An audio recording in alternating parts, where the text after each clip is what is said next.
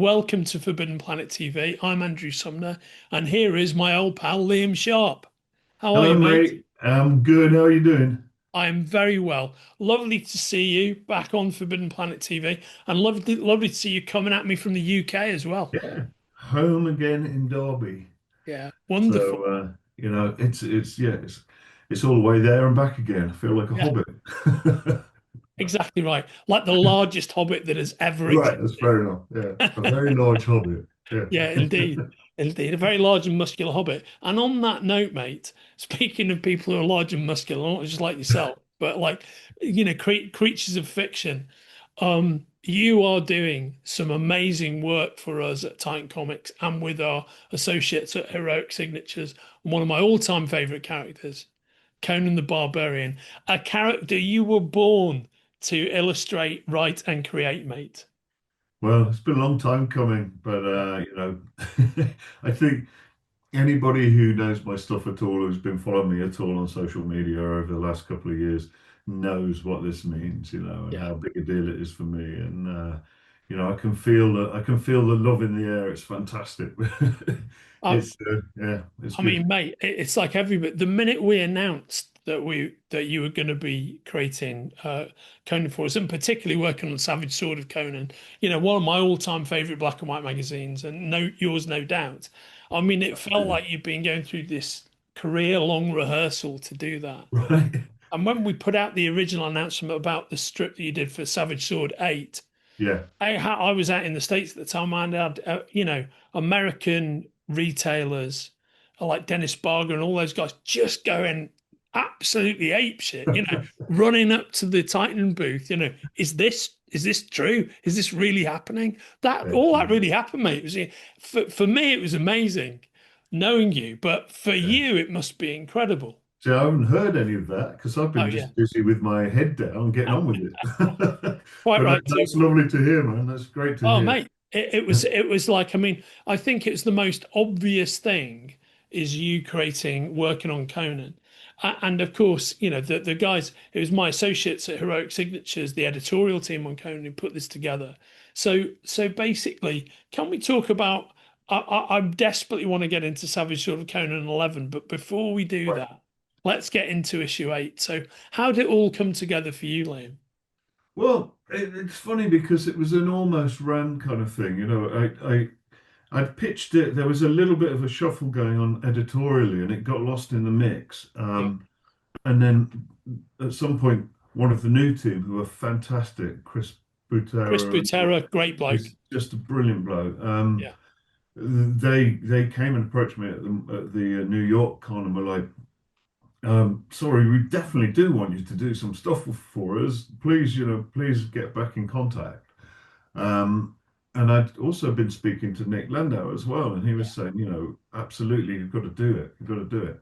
And I said, well, I've got a little. By that point, I was doing Exo Manowar, and I said, but I've got this little 8-page idea, which was kind of in the veins of Frost Giant's daughter in a Yeah. way, one of those a dryad story and a little romantic piece. And I had in my head that it could be very sort of ornate and detailed, a little bit Barry Smith like, Yeah. and romantics. And I always remember you'll know it very well, of course, the beautiful Barry Smith um, piece with all the trees, Phenomenal. just Yeah. called Wuthering. Yeah. I totally pinched that name. And I Quite just right too. Well, it seemed like a beautiful such well, Wuthering Heights, funnily enough, is Yeah. sort of around Derbyshire too. So, Yeah. it is part of this part of the world. It's in my DNA in that Yeah. sense. But I just love the idea. The Wuthering, when you look that word up, it's just wind. It's not a storm. It's a strong wind, and that idea of the trees and the leaves and what that wind might symbolize and how it might be the sort of the sign that he's getting near to where this dryad is. So I wrote it very quickly and pitched it to them, and Nick really fell in love with that story, and so did the team. So I sort of slowly chipped away at that while I was getting on with the other job. Um, and also I'd also signed up for Spawn of Dark Ages Spawn.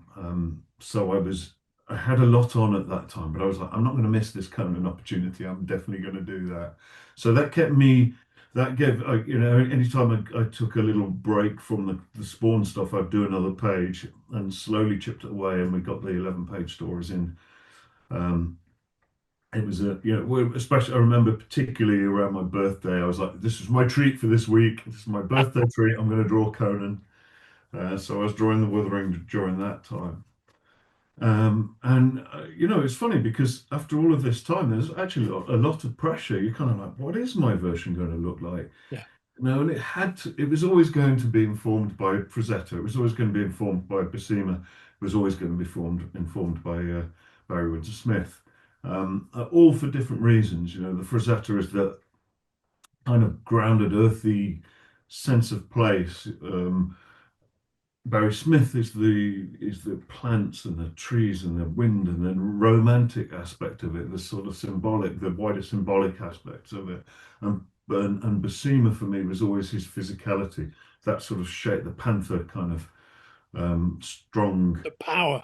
Yeah, so it was all of those three elements were always there. I think inking wise, Frazetta is probably the big influence on it too. So, it was going to be all those things, but you still got to kind of find what your character's going to look like. And then you realize, I think, like a lot of people figure out, the whole Robert E. Howard story of him standing over your shoulder is kind of true. If you're feeling in there, then you're going to do your best work. Yeah. And I did have a sense of that. So yeah, I got on with it. We did that story. They seemed very, very happy with it. And then we talked about the bigger one. And that was a story that I had done 25 years ago, probably more like 25 to 26, 27 years now. Um, that I had pitched to Dark Horse and very nearly got off the ground. And then again, timing wise, it didn't work. There was an editorial shuffle and things happened internally, and I can't remember the exact details, but I wasn't able to draw the story then, which was it was kind of gutting, but I carried it around. And I'm now I not. look back, it's like, well, the timing was all right. I wasn't probably ready for it then. So it's all right. It's all happened at the right time. And also, I'm a much better writer than I was 25 years ago. I've worked really hard at that. I've had novels published. Yeah. I've written quite a lot now. I know, mate. You really put your back into your development, which is one of the Yeah. most impressive things about your career. And it has to be said that that Dark Horse's loss is our towering Hyborian victory. There can be no doubt. And I personally think you're coming into Conan at exactly the right time for you on the maturation of your talent. And I mean, again, the reason I mentioned the reception to just the announcement of you being involved is that's how many fans you have out there are like, fucking A, Liam Sharp is the man. He's got to do Conan. It's the thing that makes such complete sense. So interesting to me to hear about you talk about the cocktail shaker of your influences. But what I'd say, mate, is that what you actually deliver is pure Liam Sharp, and it's very gentlemanly of you, and interesting for you to nominate your influences like that. And I know it's a real thing, but man, the work you're doing, it's breathtaking, Liam. Well, thank you, mate. It's funny how things do mature. I mean, sometimes it takes some of us a little longer for our stars to mature into something very specific. And oddly, I think it has now. I think you can definitely spot my black and white work, and you spot my painted work too. The two are quite separate, but also very, very obviously me, which Yeah, is and I feel that too now. It's funny that it does give you it almost gives you a sense of freedom because you're not agonizing over, trying to the fights you have with yourself over this stuff are ridiculous, because you do worry that you're always going to be judged as, someone who's entirely based their style on this person or that person or this person. And I've based my style about 30 or 40 different artists if you really break it down, because I'll have a go at anything. But the main thing is, I try to deliver the absolute best work I can at all times. And I try to be on my A game with everything and do work that's appropriate to whatever story I'm working on. And that's how I think of it. I always think if you've only got one approach, it's not going to be appropriate for every kind of story that's out there. If you're going to do a horror story in one style, you don't want to be doing a romantic story in the same style, or a barbarian story in the same style. I think you can shake it up a bit and try different things. So that's I, my view anyway. I think that's very well said, mate. Um, every page of your story in Savage Sword 11 is a thing of beauty, and it looks like you've taken an immense amount of time with it, and delivered a lot of love. How long did the process of that creating that story take for you? Well, I mean, right in the middle of it, the whole thing hangs on really was a scene that I've had in my head and I've wanted to draw for so long, and that was the horde scene with the goat mage walking, leading Conan through it. And I always wanted to do it as in the way that I did, so that he's moving through the page, but the camera's kind of static. It's a widescreen shot with him walking across, and figuring out how I would break it into panels without drawing panels. But of course, I can't, very specifically on that spread, there's no getting away from the Barry Smith influence. 100% it's there in terms of, just throwing everything in the kitchen sink at it.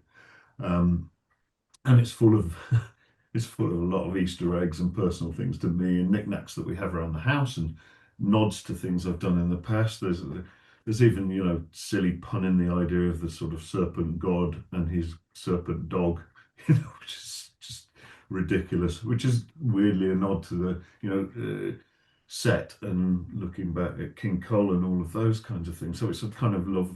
The whole spread is a love letter to Robert E. Howard, really, and Barry Smith. But that spread, um, that was a week long. Yeah. That was a week long drawing. It was every single little circle I hand drew. It was ridiculous. There's no digital cheating anywhere on that thing. It's So such a that thing was of a big beauty, though, mate. It's great. I thank mean, you. everybody pauses at that point when they see that, which must be gratifying for you. Well, it's really gratifying, and I think too. These are those kind of storytelling things where it's not just about you're just doing it to show off or something like that, or there's a reason for it. It slows you down for a reason. It is a pause. It's like, okay, it's meant to make you think about that horde and like what is at stake in the story and what is the bigger, and what do these things really mean, and his kind of almost nonchalant approach to it, because we know from other Conan stories that gold will turn to dust if it's from a magical space in the purse. If he gets it, and he knows that he's not he's not taking it all in and sort of going, oh, fantastic, I could get all of this. I'll figure out a way to nick it. He knows from various other stories, the Conan stories, that stuff is probably just going to vanish Yeah. in the mists. So he's unaffected by that. He just wants to get out there and Yeah. get his revenge and figure it all out. Um, so those kind of things are really interesting about what you pick when you pick your moments to go mad, your money shots. Yeah. I mean, Uh, on that note, I mean, I don't wish at all to give the game away because anybody who's a Conan fan has got to read the story. But it's got a beautiful denouement. Did you have that? Was that with you the whole time? Did you know where it was going to go? yes, Yeah. I did. I did. I mean, how you play it out it was tricky, and I tried slightly different variations on it. But I knew pretty much the whole shape of it. The bones of the story that I came up with all those years ago are pretty much intact within it. The goat mage and the wolf and all the other characters that are in there. And even the Tattered Wings name of the story is kind of like that's been there since the beginning. So it's nice that that still remains, you know. Yeah, I love it, mate. What to take a kind of step back?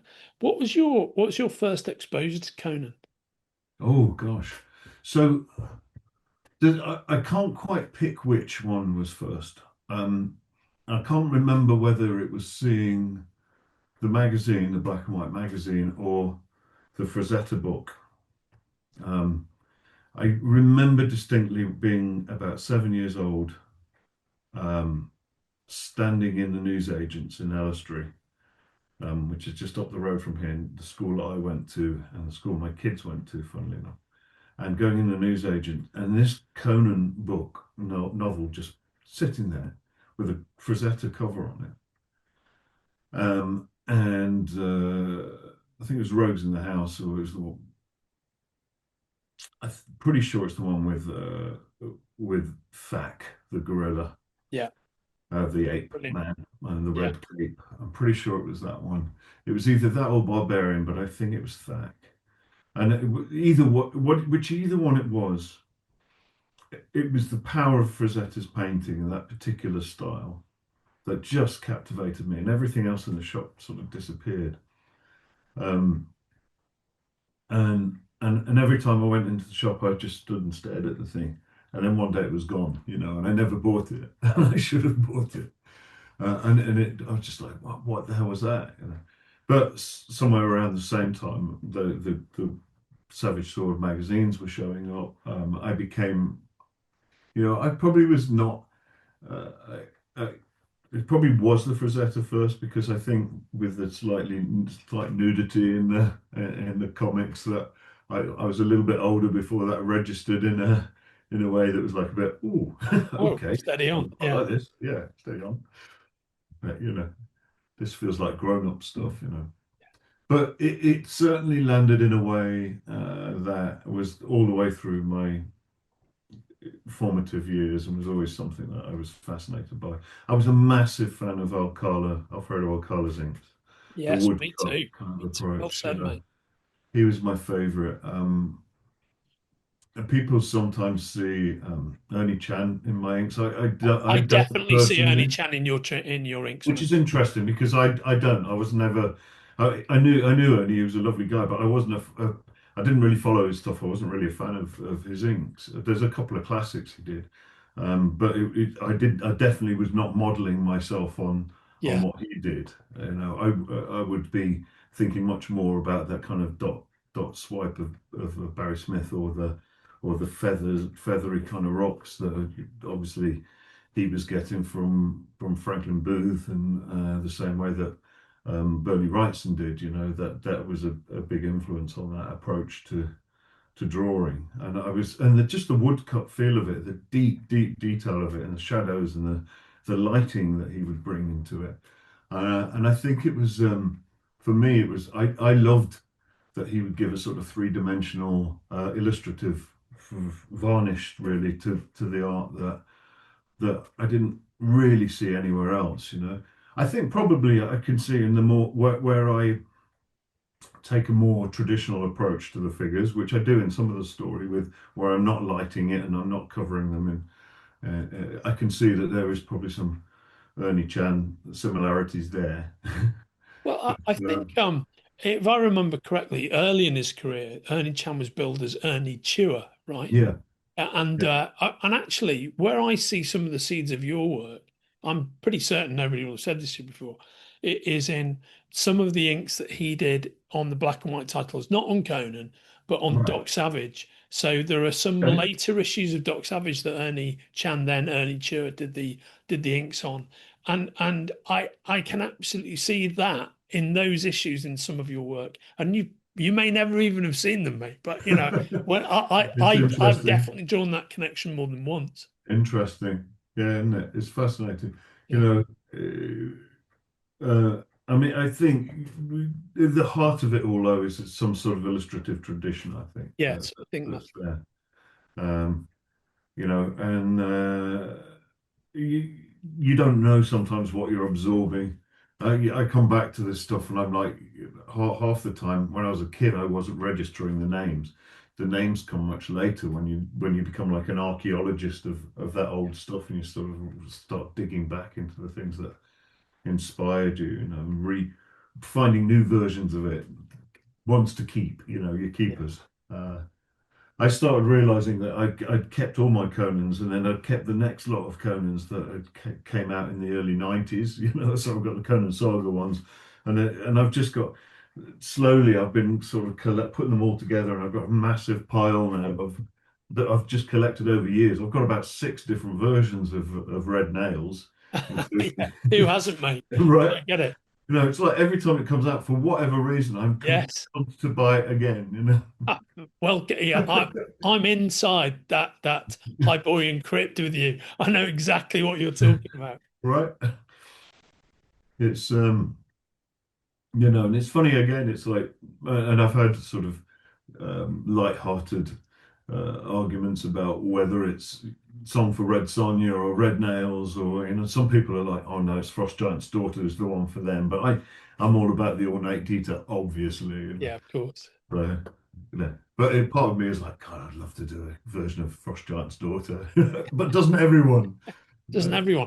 But mate, for me personally, you're at the top of my list of the people who should do it. So I think Thank you, mate. that's all I will say on the matter. Mate, it's so wonderful talking to you about this. It's so wonderful because I can see your palpable love for, I mean, it's always interesting talking to you about illustration because, you're such you're such a soulful academic about it, if you will. It's something you think about a lot. And, you're that perfect mix of kind of, illustrative technique and instinct. And, you're well, you've thought everything through. I always find it so interesting. But also, it's quite clear how much you love Conan and the world of Robert E. Howard. Well, thank you, man. I think sometimes, I mean, for me, he was a character that actually, when I was younger, I was quite shy and reserved, and he's not that. He was the opposite of everything I was. And I used to, and I was a scrawny little kid too. So the idea of being really strong and driven and powerful and unstoppable was, that was something that sort of powered me on a bit in my scrawny teen years. It was like gave me something to aspire to. And I remember trying to grow my hair long as the school would allow it. Yeah, right on. And he's never quite gone away. It's funny, and to finally be doing it, I'm still sort of pinching myself. And when I got it in my hand, Yes, I was hoping you no, had a copy to it to was wield in oh front of the God, camera. I'm still picking it up Look every at day. that, mate. And Look at that. both my parents as well are like, they remember my passion for all of this. So I took a copy around to them because they only live a couple of streets away. And my mum popped in today and she said, your dad just picks it up every time he walks in the kitchen and looks through it Yeah, I again. love it. Um, and I'm sort of doing the same. Yeah. I Can you can't just hold it up towards can't the quite camera so believe we it. can Yeah, look at that? Look at that, mate. Fantastic. but yeah, it's all the it's all the crazy detail in it. Oh, mate, it's so detail heavy, but in such a beguiling and hypnotic way. You just want to stare at it. Good. It's it, I, it I hoped that it would be something that would be poured over. yeah, That you'd sit down with a cup of coffee. yeah, At the start of the day, you sit down with your cup of coffee and you slowly read it like a newspaper and you yeah. pour over every panel. And then at the evening, you get your pint of beer out and you do exactly the same again. I, That's the idea. I think that's very well said, and I confidently predict that will happen because there are few, frankly, there are few artists that over the years I've repeatedly gone back to the same issue again and again. I've done it quite a bit with Steve Ditko with his early Right. Spider-Man work, yeah, and Barry Windsor-Smith would be Yeah. in his black, particularly his black and white art, is another person I would do that with. And I've already, hands in the air, I'll confess this, I've already read that issue 4 times. Nothing to do with the fact that we're having this chat, just because I wanted to breathe it in again. And all the scenes that you've pulled out, the spreads you've pulled out, man, it's just fucking terrific work, mate. It really is. Thank you, mate. That means a lot to me. Thank you. Because, I mean, obviously, I really hope that people enjoy the story as well. You know, I did sort of consider all the things that I loved about Barry Smith, and that you know, you tend to forget sometimes in your head. You can think this is just a barbarian in a barbarian world, but it isn't. There's monsters, and there's a lot of magic and mystery, and he's a smart character. I mean, all Yeah. the way through drawing these, I've had on repeat pretty much the audio books of just the Robert E. Howard Yes. stories going again, you know, to make sure, you know, the way he always uses dogs, you know, it's like Yeah. you tend to just and the gods and making sure that just regionally it was right. And I've had a map on the desktop always ready to check that I'm where he is, you know, at any point in the story that it's right, that it's right. So I'm really hoping that I did a decent job with the canon aspect of it, and the names and the places and all of those kinds of things, because I did work pretty hard to try and get that right. I, And it's not actually that easy to, because he does he does jump around. And yeah. he had it easy. He had it the easiest of all of us, because his stories actually, like, you know, he was just creating different ones at Just different doing what times, he wanted to do. Yeah. and everyone else has had to do the job of Yes. fitting it all together Yeah. somehow, trying to create, you know, a timeline for all of this. So you can you have to you hope there's a little bit of give, but yeah, I know, you know, I worked hard at that.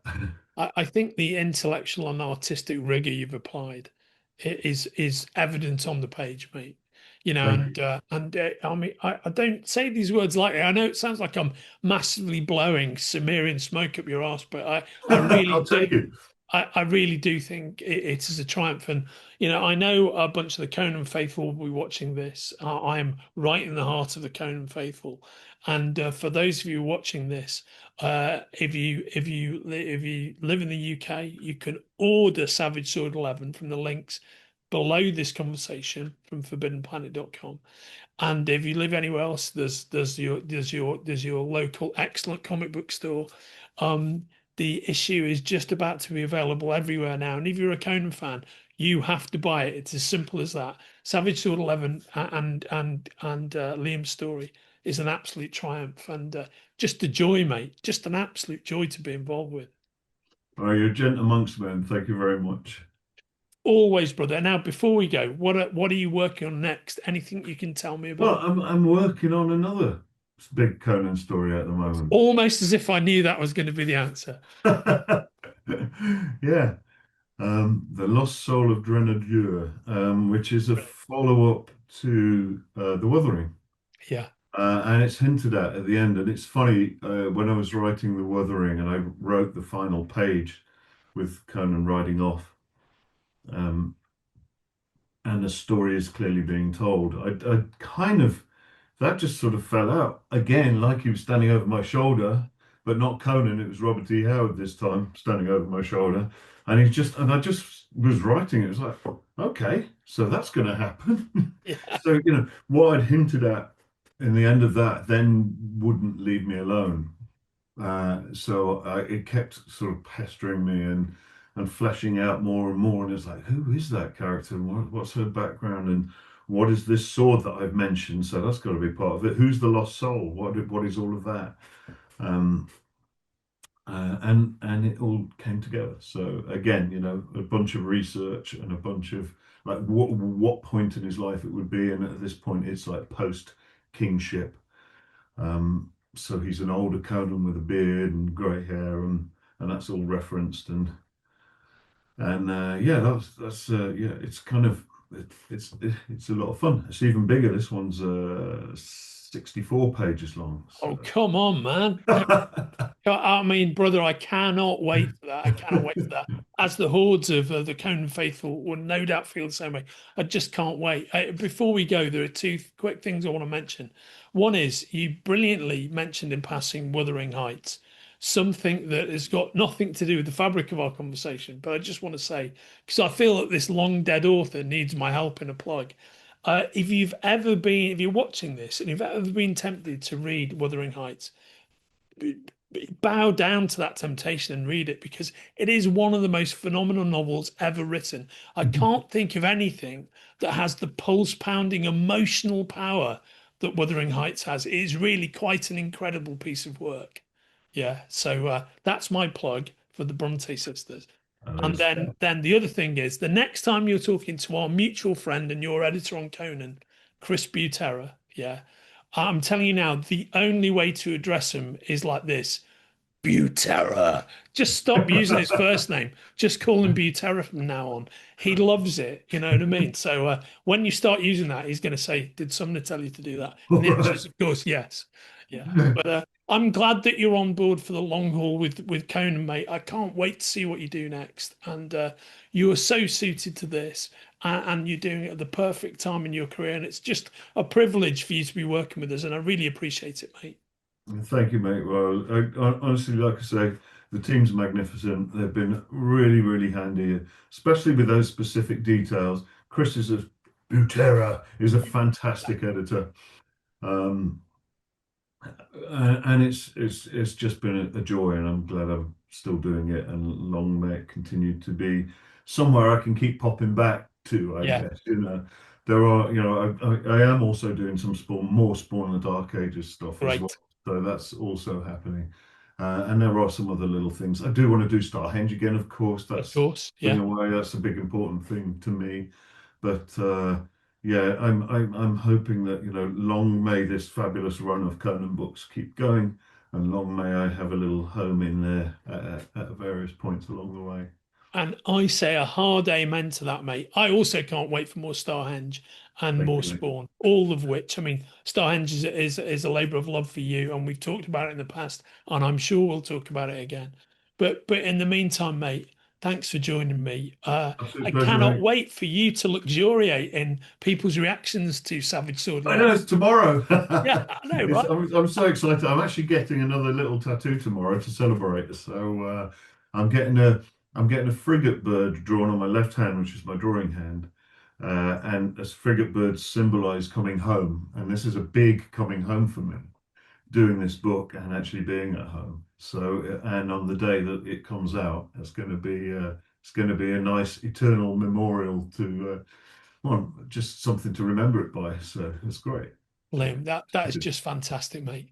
Thanks for joining me, mate, and congratulations. And I look forward to seeing you again soon. take care, mate. Thanks Take care, again. pal. All the best. Cheerio. If you're enjoying watching Forbidden Planet TV and you're enjoying watching us talk to the world's most interesting and accomplished filmmakers, authors, artists, musicians, creators, subscribe right here. See you soon.